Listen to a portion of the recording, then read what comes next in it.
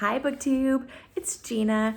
Today I wanted to talk to you about types of literature. What do I mean by that? Let me back up a little bit. I saw a video this morning by Shelly, who I will link down below. She was doing a reading update and talking about how she recently read this book, Possession by AS Byatt. And she had some mixed feelings about it.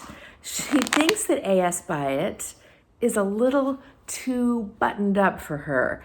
Possibly, I would put words in Shelly's mouth, a little bit pretentious. But that started a really interesting conversation in my own head with myself, because I agree that Possession and AS Byatt is a very highbrow, possibly a little bit pretentious type of author. But on the flip side of that, we've been reading trash in August. Garbogust, we're reading trashy books, garbagey books, which is kind of the opposite of highbrow pretentious. Now, I have some trouble calling a book trashy or garbage.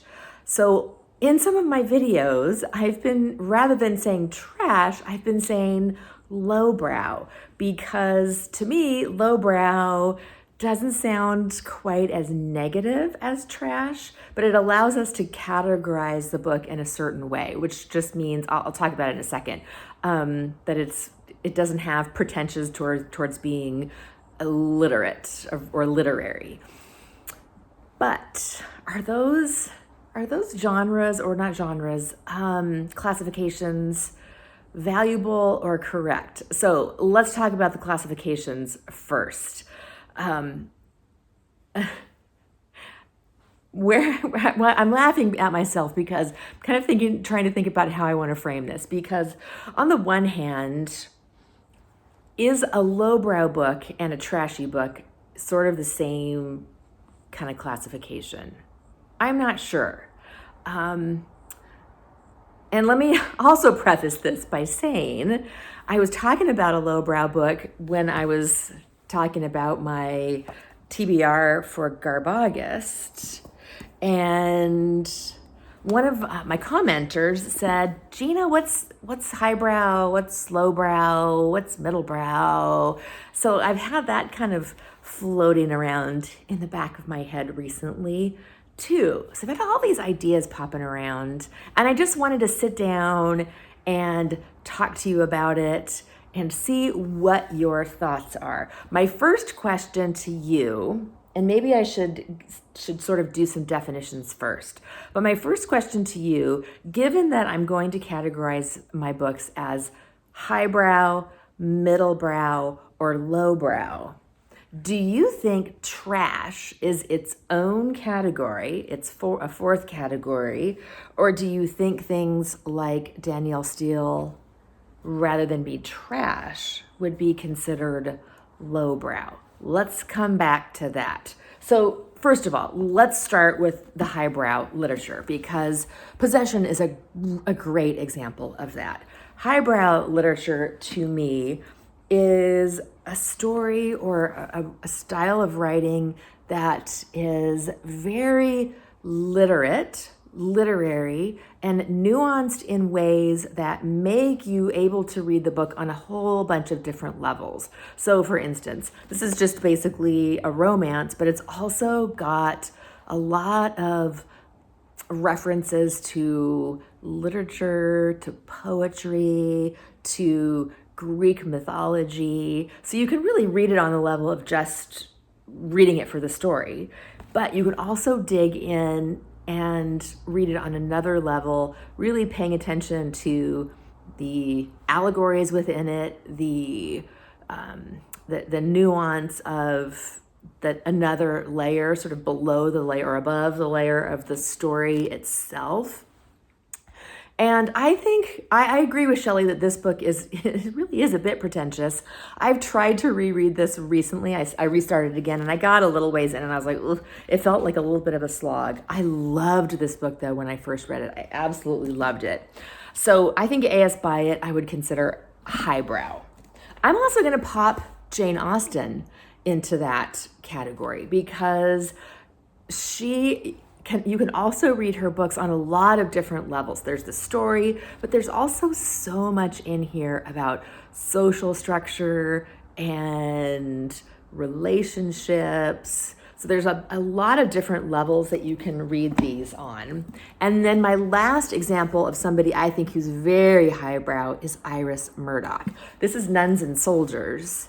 And I have not actually read this book yet. I've read lots of Iris Murdoch, but I have not read this one. But I have a feeling that this book is probably not much about nuns or soldiers, but is a lot about war and religion. And so discussions about the nature of war, and I'm guessing because I haven't read this yet, but the nature of war, the nature of religion, these stories, these highbrow stories really usually dig into bigger themes and can be difficult to read because they oftentimes do throw out a lot of references to things like Greek literature, other literature, things that you need to understand the reference on to get deeper into the story. But you can still read the story, I think. I don't always know the references in these stories, but I like reading them still, even though I feel like I miss something. Now, middlebrow to me, and this is where my heart lies, if you know me at all, you know I love my middlebrow. Middlebrow for me is very easy to define because Dean Street Press is reprinting a lot of these middlebrow books, and they're calling their imprint Furrowed Middlebrow. So a lot of the middlebrow stories are often female stories. Stories about, maybe in some ways like Jane Austen, stories about women, stories about relationships, about marriage, about home life. And I love middlebrow stories. I'm going with, for my example of middlebrow, is this D. Stevenson. This is The English Heir. D. Stevenson is very middlebrow. Now, these stories, I will say, often have a little bit of an extra layer. So they're probably going to talk about relationships. There's going to be some character development. They are, how do I want to phrase it? Like they're not going to throw out Greek allegories to you. They're going to be easy to read, but they're going to have some nuance. They're going to maybe throw you some loops.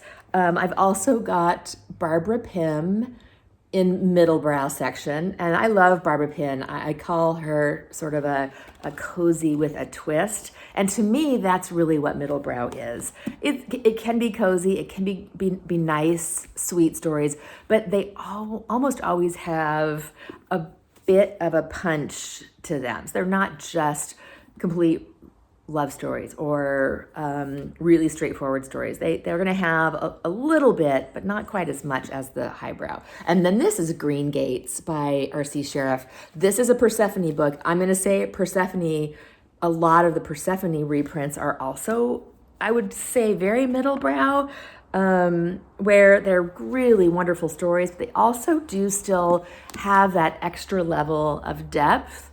Not as much as a highbrow, but lots of character development, lots of thoughts. Like Green Gates, it's a story about a couple that the man is retiring, and there's lots of like conversation in the background about what it means to get older, what it means to retire, what it means to XYZ, insert whatever it is here. These books often have a what it means to I think in the background of them. Whereas a book that is lowbrow, like I've got some examples of that. I've got Danielle Steele.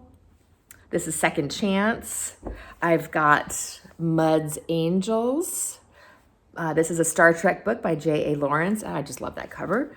I've also got my beloved Jane Fraser, who is Rosamund Pilcher's pen name, writing Harlequin and Mills and Boon romances back in the 60s.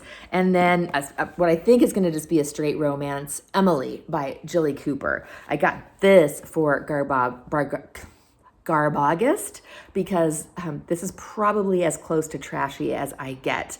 Now, I don't know. I'm going to leave a link to Ollie's channel down below. He's gone into a lot of a conversation about trash and what trash is and defining it. I don't know that there's a great definition, but one of the definitions of that we came up with as Garbogist host is that usually books that are written as a spin-off from a TV show or a movie are usually trash. So I think this one would be considered trash, but I'm not sure. Is trash its own designation from Lowbrow, or are just Lowbrow books trashy? Now, let me just say that you will hear no judgment in any of these discussions about whether a book is good.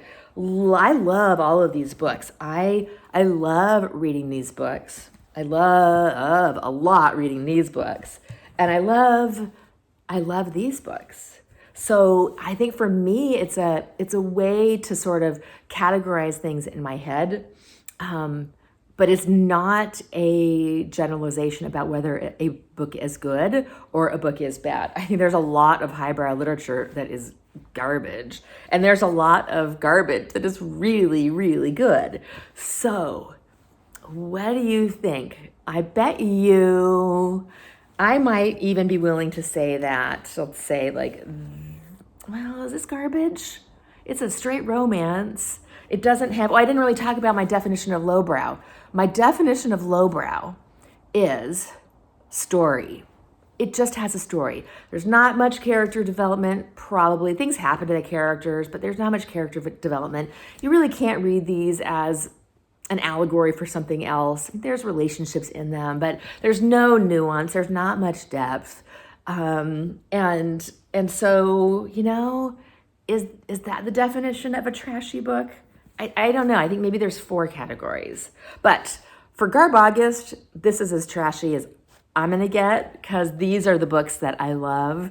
And, you know, I don't want to get too violent. So I think that some of that trash may be more trashy, but I don't know. What do you think? I just think it's a really interesting topic, and thank you to Shelly for inspiring this discussion today. If you haven't checked out Shelly's channel, you guys go check her out. She's wonderful, fun, giggly, smart as you can imagine. And her video today, she's also putting on some makeup, which I just love get ready with me videos.